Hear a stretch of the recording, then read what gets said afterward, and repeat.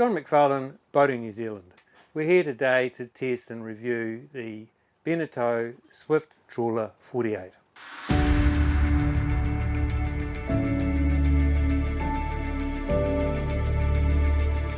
So how do you replace a much loved Kennedy 46 that you've owned for 22 years? As Selwyn and Judy Mix did, and their co-owners Barry and Kathy Stamp found out, it wasn't easy. We were looking for a new boat similar to the Kennedy with a lovely large upstairs area for entertainment, said Selwyn Mixted, and are very difficult to find. However, it was the Swift Trawler 48's Flybridge that sold the two couples, and after spending half a day aboard Amphitrite, it's hard to fault their choice. To cut straight to the chase, it's a lovely motor launch. Let's explore why. With more than 10,000 boats a year coming off their 20-plus production lines, Beneteau has their construction systems down pat, and it shows throughout Amphitrite. Panel fits were excellent, systems logically laid out, and the engineering all readily serviceable.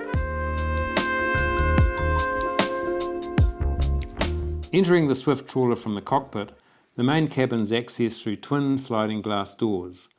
The L-shaped galley is to port, with a fridge and storage and a full-height cabinet aft, the stove outboard and a forward-facing bench and sink. The stove is all electric with induction hobs, and this option avoids having LPG aboard apart from a small bottle for the barbecue. Forward to port is a U-shaped dinette with a raised floor to facilitate the views.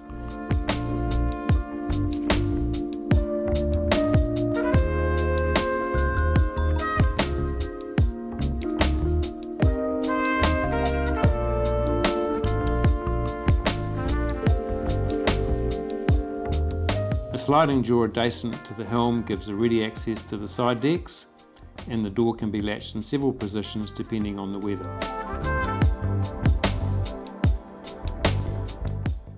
Down a couple of steps from the saloon are twin cabins either side, one with a double berth, the other with twins.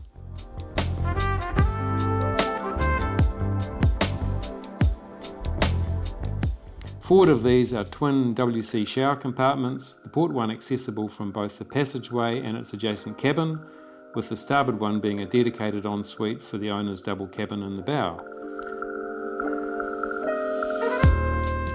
The whole flare above the waterline means this cabin is surprisingly spacious from the bunk level upwards.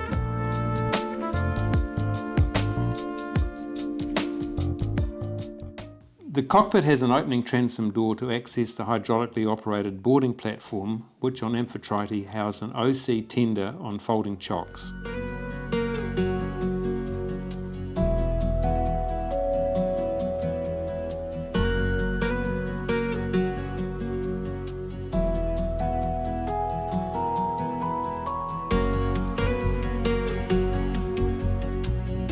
Forward of the transom door is a substantial stainless ladder with lots of handholds to access the flybridge. The ladder's base can be slid forward to increase the floor area. The flybridge is enormous and could accommodate 8 to 10 people if required. There's a fridge, basin and a provision for a barbecue to keep them all fed and watered. The ladder can be closed off with a hatch should sea conditions dictate or if the guests become too rowdy. Amphitrite's flybridge had been fitted with a full cover made locally by Craft Covers. This featured plexiglass clears, which are a significant upgrade visually over the usual plastic, which doesn't age well. The hardtop was fitted with an optional fabric cover down the middle, an ion essential given our UV conditions, and this can be electrically folded back.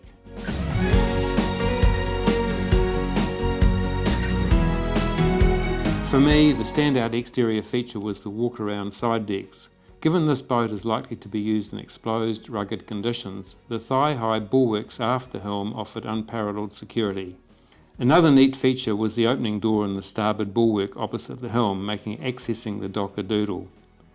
In the all-important anchoring department, Aphrodite has a 35 kg ultra anchor in cast stainless with 80 metres of chain. This amount of chain fits easily into one of the twin anchor lockers. The twin Cummins QSB straight 6.7 litre diesels are mounted beneath the galley floor and accessed through a large single hatch. They had been fitted with the optional 425 horsepower models, which are essentially the same block tweaked for the extra horsepower. The Kubota-powered whisper genset is mounted under the cockpit floor and proved extremely quiet. And with the Beneteau app installed, many onboard functions can be monitored and managed from a smartphone. Aphrodite had been fitted with conventional controls, twin combined throttle gear levers with twin toggles for the bow and stern thrusters. The bow thruster is standard, whilst the stern one is optional. A joystick option is available, which might suit some, but I'd probably opt for the proven reliability of conventional controls. Despite only being his second time driving the boat, the experienced Mcstead slickly manoeuvred Aphrodite in and out of his 15-metre Gulf Harbour marina without using the thrusters. He only used these to edge the last half a metre sideways into the fuel dock in the brisk 15 to 20 knot breeze on the way home. Once out in open water, it's soon apparent the Swift Trawler hulls and power plant have been optimised for the 10 to 16 knot range. While we briefly took Aphrodite up to 3,100 revs, which was about 26 knots, 2,400 was the realistic cruising maximum, equating to nigh on 16 knots. Downwind, the Swift Trawler rides on rails, its hull form showing no sign of anything untoward and responding excellently to the helm. Bashing into the southwest on the way home from Army Bay, conditions in the Tirri Passage had become decidedly lumpy. Punching into the bigger waves around the degaussing buoys at 2,400 RPM, Aphrodite was just beginning to thump, and throttling back to 2,000 RPM, which was around 12 knots, noticeably softened the ride. Despite seemingly full forward, the hull shape is actually quite fine below the chines and cuts nicely through that typical Gulf chop. The steering felt well weighted with a nice balance between effort and feel. A hard over 180-degree turn at 14 knots with no help from the engines resulted in a guesstimated turning circle around 40 metres. Excellent for this type of boat. Electric trim tabs are fitted but seem intended more as a fine tune, say push the bow down in a head sea or balance the trim in a cross breeze, than making dramatic adjustments.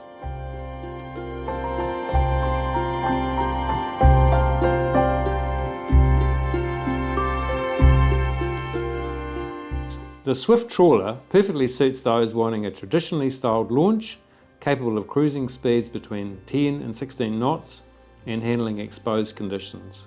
It would be the ideal launch for yachties moving to the dark side, or for those who prefer a more sedate and comfortable journey than that provided by a full-on planing hull. Mature boaties will love the walk-around side decks, the ease of the sliding door at the helm, and the opening bulwark. The hydraulically boarding platform will delight those stowing tenders, using paddle boards, diving, or even paddling around with the grandchildren.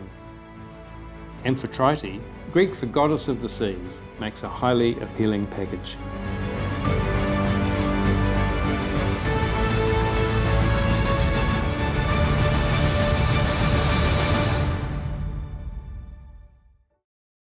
John Mcfarlane from Boating New Zealand. Thanks for watching. If you'd like to see more of these videos, please subscribe to our channel.